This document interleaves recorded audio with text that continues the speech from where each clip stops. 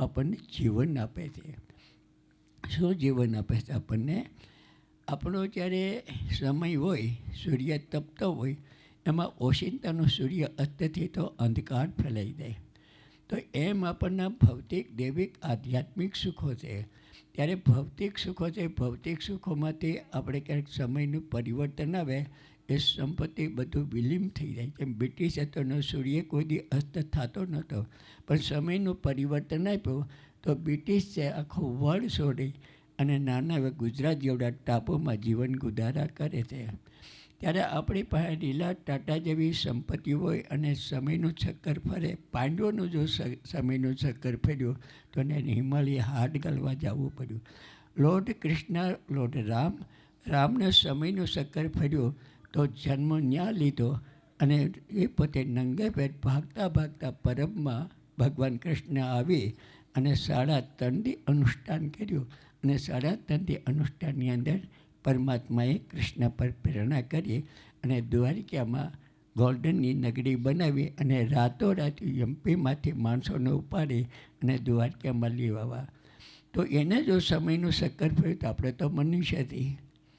રામને સમયનું ચક્કર ફર્યું કે અયોધ્યાનું નરેશ કુમાર છે, સમયનું પરિવર્તન આવ્યું તો એનું સૂર્ય અસ્ત થયો તો 14 વર્ષ એને સિયાને અને રામને 14 વર્ષ સમય ગાળવો પડ્યો. તો આપણા સમાજની અંદર આપણે જ્યારે સમયનું પરિવર્તન આવે, ક્યારેક હાવ લઘુમતી ગરીબીમાં વૈયારી રહેવા, મકાન ન રહે, બધું ધનોત્પન્નો થાય તો આપણે જિંદગીનો દોર તોડી નાખીએ. ત્યારે આપણે કોઈ આશ્રમમાં ત્યારે એટલે ભયભીત થઈ કહેવાના કરતાં જિંદગીનો દોર ટૂંકો કરો. આપણા હાથથી જિંદગીનો દોર ટૂંકો કરી એમાં આજે સામે બેઠા સાધુ, ફાટલ તૂટેલ કપડાઓ, વસ્ત્રોહીન, ક્યાંય સહારો મળે, ઠંડીનો મળે, ન મળે. અને એમાં તમે ભારતની અંદર જો તો પુષ્કળ બહેનો દીકરીઓ પોતે સંન્યાસ ગૃહસ્થાશ્રમ છોડી અને સંન્યાસ ધારણ કરી અને ધર્મને ટકાવી શકતી એ ભારતની જે બાળાઓ, સંન્યાસીઓ બાળાઓ છે, એનો બહુ બહુ ધન્યવાદ, એનો શુક્રિયા માનો કે તમને જગતને જીવન જીવવાની તક આપે છે. એ ભિક્ષુક નથી, તમને તક આપે છે. ત્યારે આવી પોઝિશન આપણી થાય, ક્યાંય આપણી નજર ન પડે અને આપણે આત્માનો દોડ પૂર્ણ કરવાને જ્યારે રસ્તે જતા હોય ત્યારે આવા કોઈ વૃક્ષ સાધુને આપણે જોઈ જઈએ તો એને આપણને થઈ જાય કે આપણે જિંદગીનો દોર શું કામ તોડવો હતી? ચાલો આ સાધુ આવી રીતે જીવે તો જિંદગી જીવી શકે એને કોઈ રોકટોક નથી. ચાલો આપણે મરવું નથી. સાધુ જોઈ એ સાધુ આપણને જીવન આપે. ચાલી સાધુ બહુ કામના છે. એ દેશને બરબાદ નથી કરતા, એ દેશને જીવન જીવવાની એક તક આપે છે. એ કે આ ગરીબીમાં ગુજારા કરે છે તો આપણે જીવવામાં તો આપણે જિંદગીનો દોર તોડવો નથી. તો એ સાધુ આપણને બહુ ઉપયોગી છે. પછી એ સાધુ છે આપણે આદિમનુ અને શત્રુપા. મનુ વખતે કે જે આદિ માણસ તે સૃષ્ટિ સર્જાની, તો એ સાધુ આપણને મોટા મોટા વાળ હોય, નખ વધી ગયા હોય, કોઈ ઊભા હોય, કોઈ બિન વસ્ત્ર આટા મારતા હોય, તો એ આપણને ભૂતકાળ યાદ કરાવે કે મનુ શત્રુપા જેની સૃષ્ટિ નથી ત્યારે આદિ માણસ આવી રીતે જીવતો હતો, તો આપણને જીવવામાં શું વાંધો આવે? તો આવા સાધુને હું ધન્યવાદ, આભાર માનું છું. ભારતની પ્રજાને એ કહો, તમે કોઈ સિંહને જોઈ નથી, ભગવાનને તમારાથી નહીં પણ તમારા પૂર્વજો આવે તો ભગવાનને તમે જોઈ શકશો નહીં. સત દેવીદાસ, અમર દેવીદાસ, એને જોવો બહુ આકરી વસ્તુ છે. હજી સત સુધી બ્રહ્મા બી પહોંચ્યા નથી, વિષ્ણુ પહોંચ્યા. અમર અમર અમરને સત્યમ બોલો, સત્યમ. બસ એટલી આલસ. સત્યમ. આવો કોઈ સ્વર, આવો સુંદર મધુર તો કોકિલ કરતા સ્વર મધુરતા. સત્યમ સત્યમ સત્યમ. જે સત્યમ છે, સત્યમ એટલે હું આત્મા છું. સત્યમ શિવોમ શિવોમ સુંદરમ. આ બધી જે સુંદરતા છે અવકાશ, સૂર્ય, ચંદ્ર, નક્ષત્રો, ભૂ, વૃક્ષો, વનસ્પતિઓ, પશુ પ્રાણીઓ અને મનુષ્યો. આ જે સુંદરતા દેખાય છે આપણને એ સત્યની છે. અને એ શરીર નાશ પામે છે, પણ શરીર નાશ પામ્યા પછી પાછા નવીન શરીર ધારણ કરે છે. એ સૌંદર્યતા છે, એ અમરની છે. સત્યમ શિવોમ સુંદરમ સત અમર અમર હું આત્મા છું, હું અજન્મા છું, છો ઈચ્છાએ આવું છું, છો ઈચ્છાએ હું જાઉં છું, હું સર્વસ્વ છું. આ ગીતાની ફિલોસોફી છે. ભગવાન કૃષ્ણએ કીધું સો ધર્મ રક્ષતે. બોલીએ પરબ.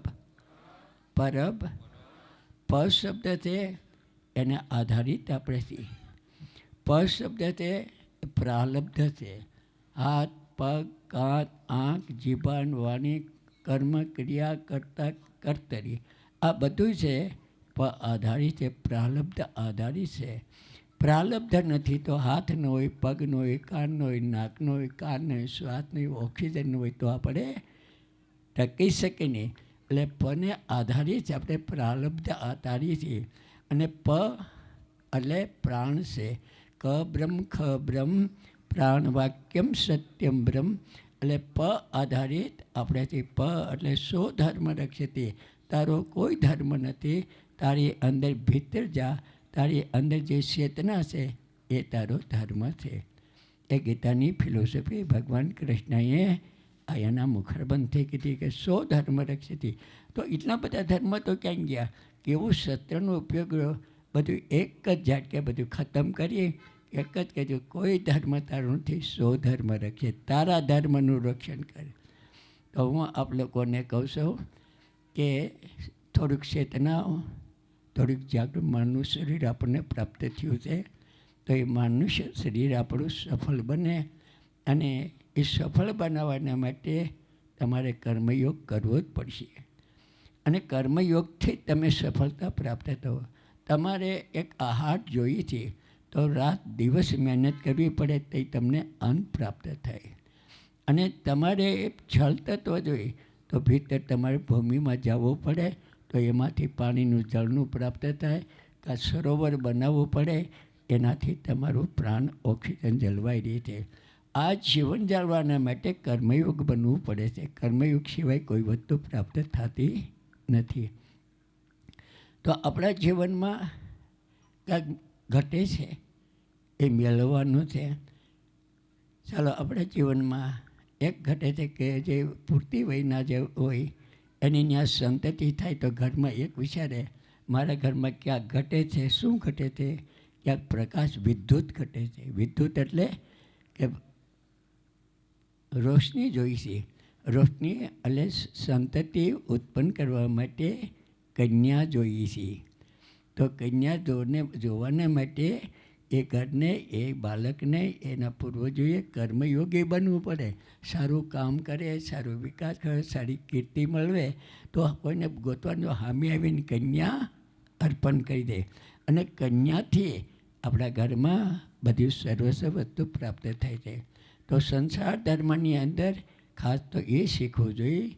સંસાર છે એ કલ્યાણના માર્ગે છે અને સંસારથી આખું જગત ટેક્યું છે. રાષ્ટ્ર છે આપણો. આ દેશ, તમને સવાલ કરું, આ દેશના માલિક કોણ છે? આપ લોકો છો.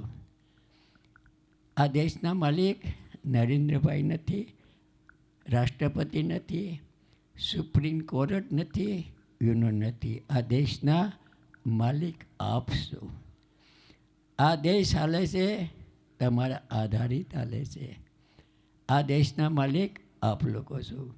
તો આ દેશનો વિકાસ કરવો અને ઉજ્જવળ બનાવવો, આ દોડ તમારા હાથમાં. એક બાજુ સરકાર વિકાસને માર્ગે જાય, એક બાજુ પ્રજા, ભારતની સિટીઝન, નાગરિક, પીપલ, આપ પોતે વિકાસશીલ બનો. એટલે આ દેશ, હું તો એમ માનું, ગોલ્ડન સીડિયા નહીં, ડાયમંડની સીડિયા બની જાય. એટલે ડાયમંડની સીડીએ હોય, હવે પક્ષી ઉડતું હોય, હવે ડાયમંડ સૂર્ય ઉદય થયો હોય તો એ સીડીએ કેવી સુંદર લાગે, એમાંથી કિરણો નીકળે ને એ કિરણો કેટલી શીતળ હોય, અને એ શીતળ કિરણોથી આપણું જીવન દીર્ઘ આયુષ્યવાન થાય, શરીરમાં રોગો ઉત્પન્ન ના થાય, શરીરમાં તંદુરસ્ત બને. તો આ બધી જાણવા અનુભૂતિ કરવાના માટે આપણે સાધુની જરૂર પડે, અને આપણે પોતે સાધુવાદ બનવું પડે. તો હું તમને એમ કહું, આપ લોકો સાધુ બનવા તૈયાર છો? સાધુવાદ બનવા તૈયાર હોય તો સાથ કરી દઈએ. સાધુવાદ કોને બનવું? સાધુવાદ કોનું હોય સમજીને આ તો સાંકળે પછી બાયડું રાહ જોવાની ઘેરે.